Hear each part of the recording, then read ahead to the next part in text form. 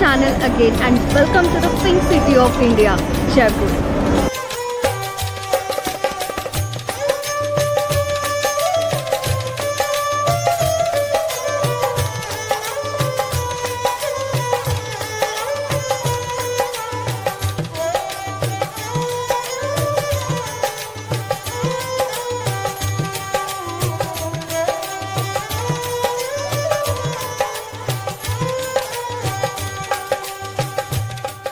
Yes, आत्ता मी आहे जयपूरमध्ये आणि जयपूरमध्ये आपण काय काय एक्सप्लोअर करू शकतो, कोणते कोणते लोकेशन्स बघू शकतो, किती डिस्टन्सवर आहेत, त्यांची एंट्री फीज काय आहे, तर त्या सगळ्या गोष्टी मी एक्सप्लोअर करणार आहे आणि त्याची इन्फॉर्मेशन देणार आहे. सो व्हिडिओ बघत राहा. Let's go. जयपूर बघण्याची सुरुवात आपण अल्बर्ट हॉल म्युझियमपासून करू शकतो. हे म्युझियम जयपूर स्टेशनपासून 5 ते 6 किलोमीटरवर आहे. याची एंट्री फीज आहे 50 रुपये आणि हे म्युझियम बघण्यासाठी जवळपास आपल्याला 1.5 ते 2 तास लागू शकतो. म्युझियम बघण्यासाठी सकाळी 9 ते 5 या वेळेत ओपन असतं.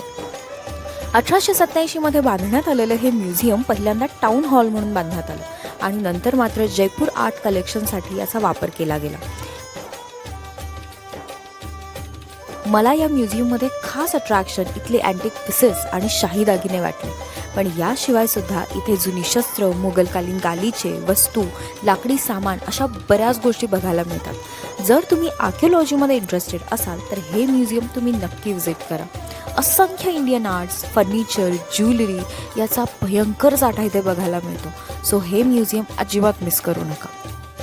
म्युझियम बघून झाल्यानंतर इथूनच 2 ते 3 किलोमीटरवर असणाऱ्या बिर्ला टेम्पलमध्ये आपण जाऊ शकतो. इथे जाण्यासाठी कोणतीही एंट्री फी नाही आहे, पण सकाळी 8 ते 12 किंवा संध्याकाळी 4 ते 9 या वेळेतच आपण इथे जाऊ शकतो. संपूर्ण पांढरं शुभ्र दिसणारं हे कृष्णाचं मंदिर मार्बलपासून बनवलेलं आहे, त्यामुळे इथे प्रचंड थंड वाटतं. या मंदिराच्या आवारातून सूर्यास्त 1 नंबर दिसतो.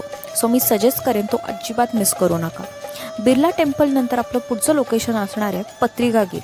टेम्पलपासून 7 ते 8 किलोमीटरवर असणारे हे लोकेशन अगदी मस्ट विजिट आहे. ही जागा रात्री जितकी सुंदर दिसते त्याहून जास्त सुंदर दिवसा दिसते. सो आय वुड सजेस्ट तुम्ही इथे दिवसाच व्हिजिट करा. अनेक पत्रकारांनी एकत्र येऊन याची उभारणी केल्यामुळे याला पत्रिका गेट असं म्हणलं जातं. जयपूर शहराच्या हेरिटेज आणि आर्टिस्टिक बाजूचं थोडक्यात सुंदर दर्शन घडवणारी ही जागा आहे. इथे कोणतीही एंट्री फी नाही आहे. शिवाय ही जागा फोटोप्रेमींसाठी बेस्ट आहे. This is the day 2 in Jaipur. मी कालपासून जयपूरमध्येच आहे आणि बरेच जयपूरमधले पॉईंट्स मी फिरते आहे सध्या. सो त्यापैकी बऱ्यापैकी काल पॉईंट्स काही काही मी कवर केले आणि काही पॉईंट्स मी आज कवर करते. सो बघू आज मी कुठे कुठे जाते, काय काय करते. Let's start the day 2 in Jaipur. Let's go. Jaipur शहराच्या दुसऱ्या दिवसाची सुरुवात आपण सिटी पॅलेसपासून करू शकतो. इथली एंट्री फी 250 रुपये आहे, तर पॅलेस फिरण्यासाठी जवळपास आपल्याला 2 तास लागतात. पॅलेस फिरण्यासाठी तिकीट काउंटरवरच एक पॅलेस मॅप मिळतो, ज्याची आपल्याला भरपूर मदत होते.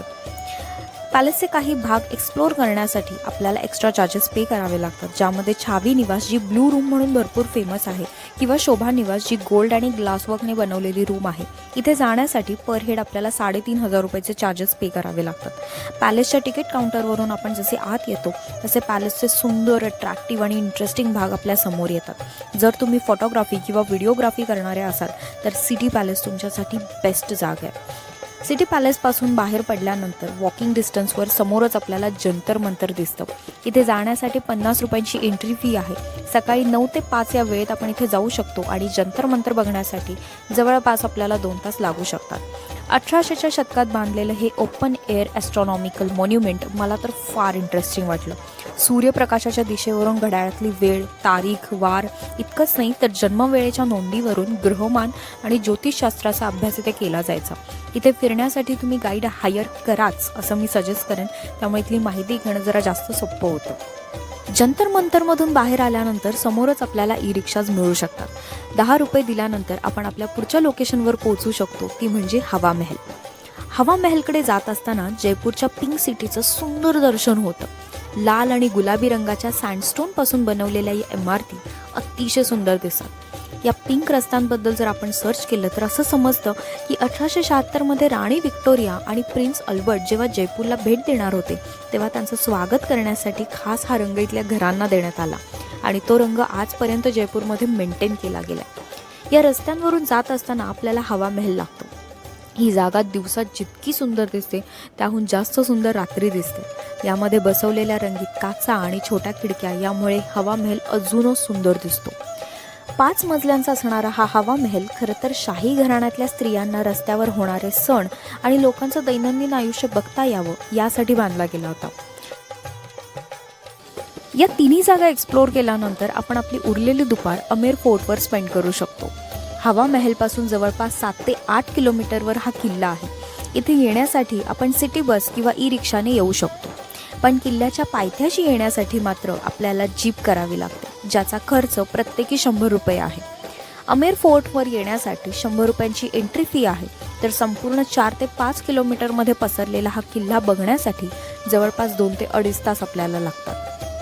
आय वूड सजेस्ट इथे फिरताना तुम्ही सोबत गाईड घ्याच, त्यामुळे इथल्या काही खास आणि इंटरेस्टिंग गोष्टी तुम्हाला समजतील.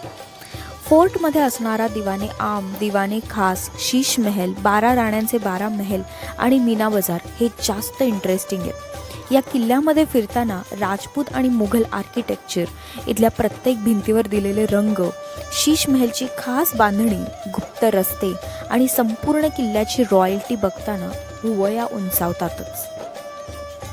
अमेर फोर्टच्या पायथ्याशी आल्यानंतर जयपूरच्या खास शैलीने बनवलेल्या साड्या आणि ब्लँकेट्स आपल्याला मिळतात. यामध्ये वापरलं गेलेलं सूत आणि रंग हा वेगळा असून अगदी अट्रॅक्टिव्ह वाटतो. यावर वापरलेला रंग देण्याचं काम हे छोटे छोटे छाप आणि नैसर्गिक रंग करतात. इथे तुम्ही थोडीफार खरेदी करू शकता.